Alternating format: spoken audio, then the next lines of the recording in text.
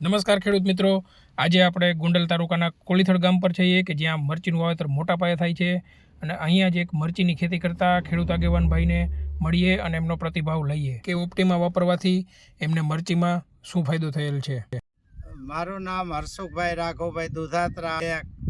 હું મરચી 11 વીઘાની મારે વાવેતર છે અને મેં ઓપ્ટીમા વાપરવાથી મૂળિયાનો વિકાસ સારો થયો છે અને બીજી કોઈ એવી મેં દવા છાંટી નથી અને રોપ એકદમ મોટો થયેલ છે.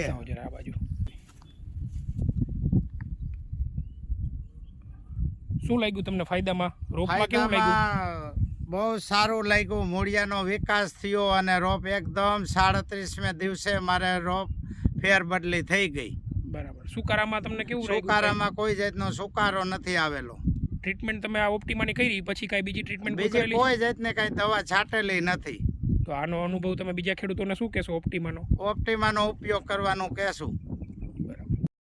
હસુભાઈ, આ વાપરવામાં કેવું છે? આપણે વાપરવામાં કઈ રીતે વાપરવામાં એકદમ સરળ છે. ડ્રીપમાં ઉપયોગ થઈ શકે છે. જો કોઈ ખેડૂત ભાઈઓને ડ્રીપ ન હોય તો માટીમાં ફેરવી અને એને પણ છાંટી શકાય તોય રિઝલ્ટ 100% મળે છે. ઓકે, ઓપ્ટીમાનો વપરાશ કરવો પણ એકદમ સહેલો છે. જો મરચીની વાત છે તો ઓપ્ટીમા ખાસ 250 ગ્રામ પર એકર.